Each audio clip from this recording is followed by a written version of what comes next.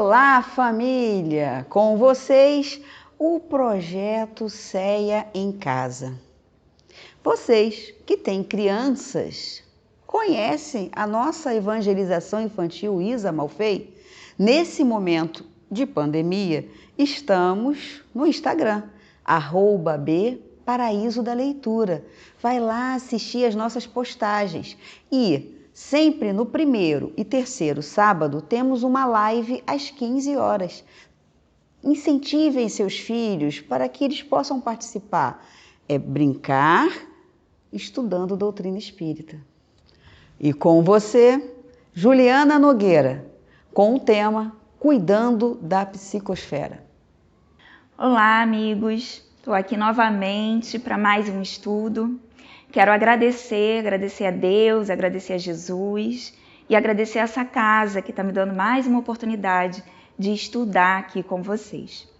Hoje eu vou falar um pouquinho de cuidando da psicosfera, que é um tema interessante, um tema importante.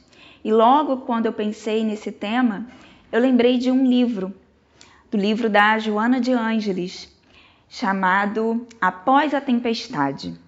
E nesse livro, a Joana ela já começa, ele foi psicografado por Divaldo Franco, e a Joana já começa falando sobre a poluição. Ela vem trazendo esse tema para a gente, a poluição.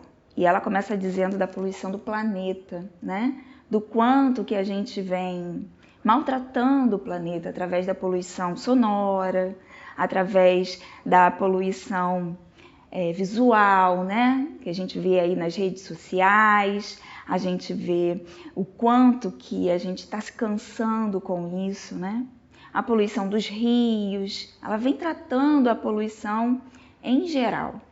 E aí, logo no início, quando ela fala um pouquinho dessa poluição, ela traz um trechinho que é assim: todavia, o homem ingere e distribui mais terrível poluição, venenosa e irrefreável, graças ao cultivo de lamentáveis atitudes em que persevera e se compraz. Referimos-nos à poluição mental, que interfere na ecologia psicosfera da vida inteligente, intoxicando de dentro para fora e desarticulando de fora para dentro. Então, depois dela passar todo um panorama, das preocupações que a gente tem em relação ao nosso planeta, de tanta poluição que está acontecendo, de quanto que a gente está prejudicando a natureza, do quanto que esses recursos que são importantes para a humanidade, para os seres humanos, estão ficando escassos por descuido nosso, ela vem trazendo uma pior ainda, que é a poluição mental, que é a poluição que nós mesmos estamos produzindo. E ela vem dizendo que nesse planeta em que nós estamos, que é um planeta de provas e expiações, ela vem trazendo a importância da gente estar atento para os choques de vibrações que a gente encontra aqui, pelas ondas que são diversas, e as mentes em desalinho, porque se nós estamos aqui em uma escola, nós temos várias séries e às vezes a gente está em equilíbrio, mas quem está próximo de nós não está. Então ela vem trazendo isso porque é uma consequência do ódio, do rancor, do desejo de vingança, do desamor. Tudo isso está entre nós, E se a gente parar para pensar, a gente também está vivendo em muitas guerras. Hoje, a gente já escuta guerras mesmo entre nações. Se a gente parar para pensar aqui na nossa cidade, nós temos guerras aqui em algumas comunidades. Se a gente pensar mais além, nesse momento que a gente está vivendo hoje, a gente acaba travando uma guerra com um vírus, em pleno 2020. Mas não é só essa guerra que desequilibra a gente. Nós também temos outras. Temos essas guerras, essas emoções de raiva e de ódio, também existem no nosso dia a dia. Às vezes dentro de um trabalho, com um colega de trabalho, com um superior, às vezes com um amigo, às vezes com um parente um pouco mais distante e muitas vezes dentro dos nossos lares. E aí, como que a gente lida com isso? Como que a gente vai encontrar esse equilíbrio e cuidar da nossa psicosfera? De que forma? Vocês sabem o que é psicosfera? Psicosfera é uma palavra que vem do grego e, na verdade, é a nossa atmosfera psíquica. É o nosso campo de emanações, é o nosso meio ambiente espiritual, é esse cuidado que a gente precisa ter, que está aqui à nossa volta que a gente não está vendo, mas existe. Muitas vezes a gente se aproxima de alguém e a gente sente paz, a gente sente uma tranquilidade, uma vontade de estar perto. E de repente a gente chega perto de outras pessoas em que a gente não se sente tão bem. Então muitas vezes a gente está sentindo algumas energias e a gente não está atento para isso, né? Então a gente precisa observar que o nosso pensamento ele é uma força energética. E também, não só o pensamento, mas os nossos sentimentos, eles dão qualidade e vida ao nosso pensamento.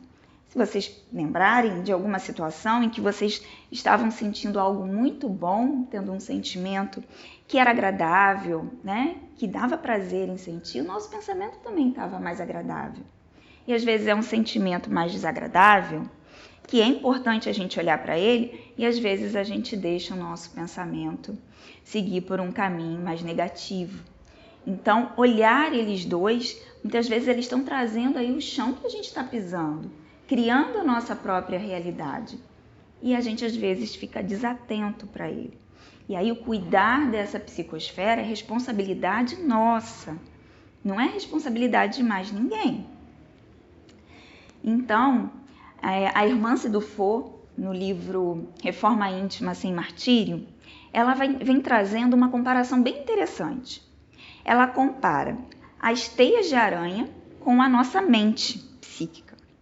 E ela vem dizendo primeiro que o objetivo da teia de aranha não sei se vocês já observaram teias de aranhas grandes, elas são bem desenhadas e bem articuladas, né? E o objetivo qual é? É conseguir alimento para essa aranha, porque aí vai pousar um bichinho ali e a aranha vai se alimentar, ou até mesmo de proteger a aranha. E aí a irmã Cidufo, ela vem comparando a teia de aranha com a mente humana, né? Que ela vem dizendo que essa teia de aranha seria a nossa psicosfera, o nosso campo mental, né? E aí teria o mesmo propósito. Então, quanto mais evoluído formos nós, mais a nossa psicosfera vai nos proteger, mais esse campo mental vai nos proteger dessas energias que estão o tempo todo passando por nós. A gente vai conseguir se manter em equilíbrio mais vezes. Por isso que é tão importante a gente cuidar. E aí, como que a gente cuida, né? Às vezes, essa psicosfera, ela é abalada por descuido nosso, pela nossa conduta, pelas nossas ações. E aí a irmã Cidufo traz um trechinho lá no livro, que ela fala assim: a palavra mal conduzida tem sido uma das mais frequentes formas de fragilizar nosso sossego interior. Através dela, temos permitido uma ligação quase permanente, pela lei da associação mental, com os campos de nutrição e defesa alheios, criando uma espécie de comunidade de vínculos, na qual encarceramos-nos onerosos desgastes voluntários. Então ela vem dizendo que muitas vezes, quando a gente usa a nossa palavra, quando a gente reage a algum movimento, a gente acaba prejudicando e fragilizando essa nossa paz interior. E além disso, ela vem dizendo que quando a gente faz isso, a gente acaba se prendendo a outras psicosferas de uma forma que, imagine uma teia de aranha, minha teia de aranha, com a teia de aranha do outro. Eu vou lá e começo a nutrir aquele ódio, aquela raiva, fico reclamando toda hora, falando daquela pessoa. Ou então reclamando, de repente, do momento que a gente está vivendo, trazendo bem de forma negativa.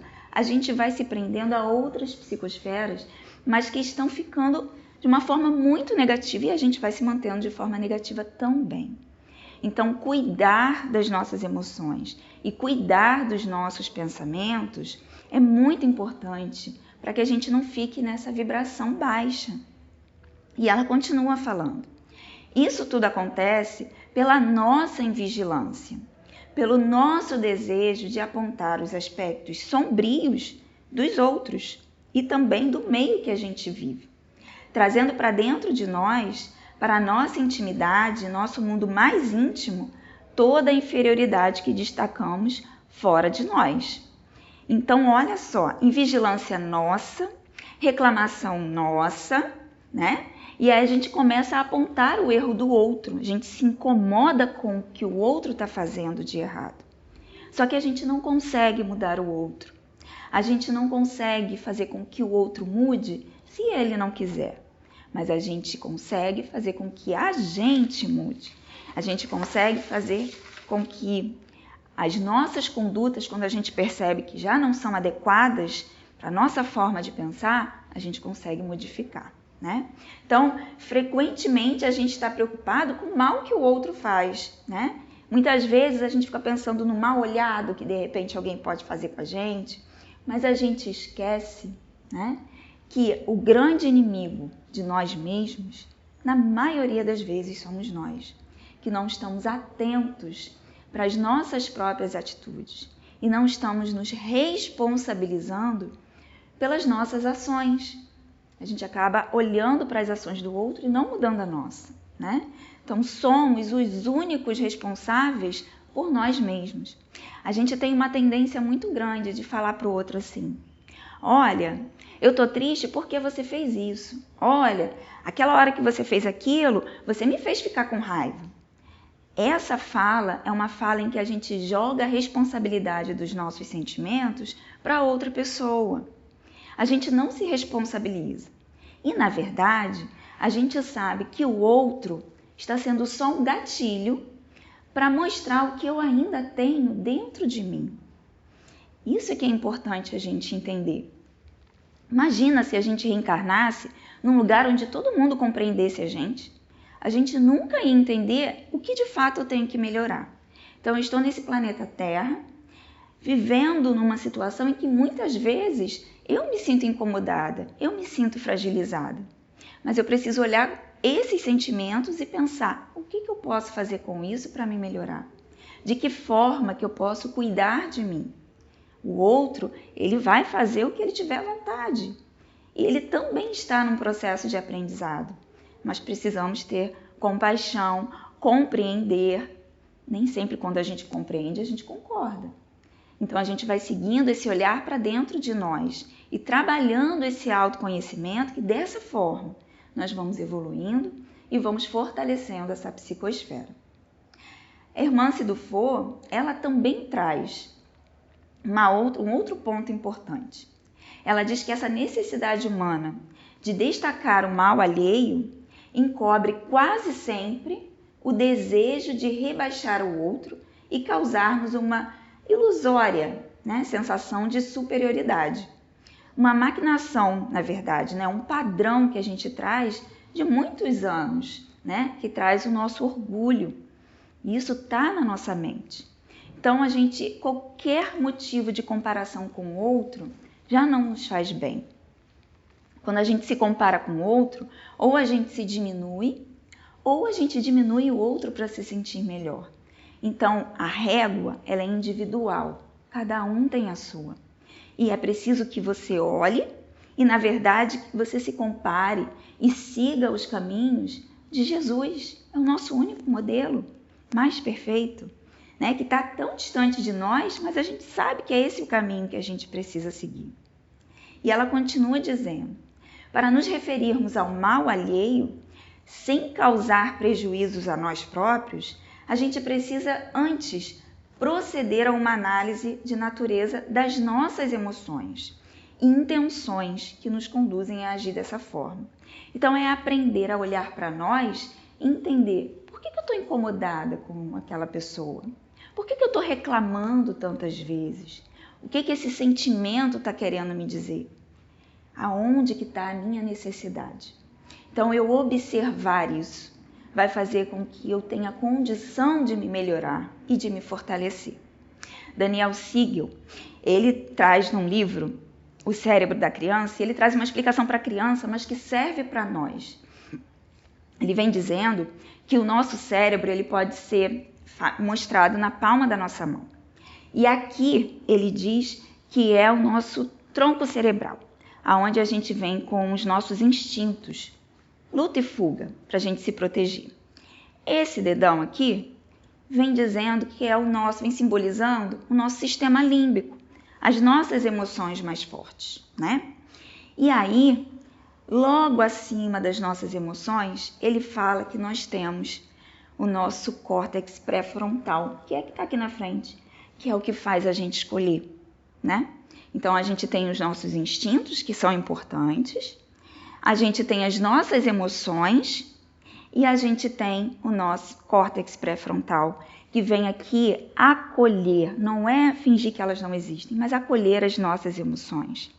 E a gente olhando para as nossas emoções e refletindo com o nosso cérebro, a gente consegue mudar o nosso comportamento e entender que para a gente sentir, nós temos um motivo, mas a gente pode fazer escolhas mais conscientes. A gente pode fazer escolhas que nos façam bem e que não são violentas. A gente não precisa ser violento com o outro, nem violento com nós mesmos. Então, esse cuidado é um cuidado importante, porque Jesus falou sempre para a gente, orai e vigiai. Observa isso. Quando a gente age com o instinto, com a impulsividade, com a emoção, a gente não está vigiando. Vigiar é refletir. E é o que Jesus está sempre falando para a gente. Reflita, crie estratégias. Vai beber uma água, vai lavar o rosto, pede uns 5 minutinhos para pensar. A gente não precisa achar que o outro está sempre querendo nos ferir.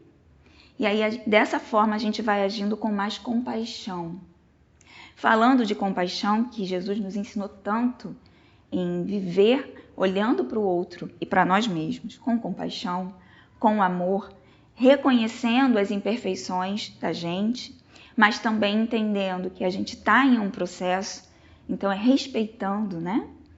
Lá no Evangelho, José, um espírito protetor, fala para a gente, sede indulgentes, meus amigos, porquanto a indulgência atrai, acalma, ergue, ao passo que o rigor desanima, afasta e irrita. Então, quando a gente é indulgente, quando a gente é mais flexível, compreendendo que o outro também está errando porque está numa escola, a gente deixa de ser tão inflexível, a gente começa a ter mais compaixão, a gente de repente dá um passo para trás porque a gente não quer se machucar, mas a gente também não deseja o mal para o outro, que não foi isso que Jesus nos ensinou. E falando em seguir os passos de Jesus, né, a gente tem algumas estratégias que a gente pode fortalecer essa psicosfera que Jesus tanto nos falou, né, de fortalecimento, de cuidado, de vigilância. Primeiro é orar sempre. Sempre que sentir necessidade, sempre que lembrar de alguém que está precisando, sempre que você estiver se sentindo um pouco mais triste, mais cansado, lembra de orar, de pedir ajuda, de sintonizar com os amigos espirituais. Fazer o evangelho no lar, escolhe um dia da semana, um horário, senta, pode fazer até sozinho, mas vai lá e faz o evangelho. Pega uma água, um copinho com água, lê uma página, faz uma prece de abertura, lê uma parte do evangelho, uma prece final e bebe água. Sua casa vai estar mais em equilíbrio, você vai estar sendo mais auxiliada, além de auxiliar, de repente, os vizinhos, o bairro. É um ponto de luz na escuridão. Assistir palestras como essa é sempre importante, vir por estudo da casa. Tem estudos que estão virtuais, aqui na casa já tem presencial, né? Então, começar a vir aqui numa palestra. Então, a gente começar a encontrar caminhos onde a gente se conecte com uma vibração mais alta, né? Com pensamentos mais positivos, de esperança. Leitura edificante, buscar uma rede de apoio, Se está difícil, peça ajuda. Não precisa fazer sozinho. A ajuda dos amigos espirituais e a ajuda também de amigos aqui encarnados. A gente pode buscar essa ajuda. Encontre momentos de gratidão, porque mesmo nos momentos em que está tudo um caos, tem momentos em que a gente pode agradecer. Agradecer por respirar já é um agradecimento. Agradecer pelo sol, pela lua, pela noite. Agradecer por estar aqui tendo esse momento de aprendizado. E sorrir. Sorrir para a vida. A gente sempre tem uma oportunidade de sorrir. Para nós ou de repente para uma outra pessoa que também está precisando ver um sorriso. E aí eu termino com, lá no livro Após a Tempestade, no capítulo Poluição e Psicosfera, lá no finalzinho, Joana traz um recado para a gente que eu acho que se encaixa perfeitamente nesse momento que a gente está vivendo. Ela diz assim: Jesus fez-se servo humilde de todos, mantendo-se inatingido. Repassa-lhe a sublime trajetória, busca-o, faze uma pausa na terrível conjuntura em que te encontras e recorda-o. Para toda enfermidade, ele tem a eficiente terapia. Para as calamidades destes dias, ele tem a solução. Ama e serve, portanto, como possas, quanto possas, quando possas. A terra sairá do caos que a absorve e voltarão o ar puro, a água cristalina, a relva repousante, o trinar dos pássaros, o fulgor do sol e o faiscar das estrelas em nome do Pai Criador e de Jesus, o Salvador perene de todos nós.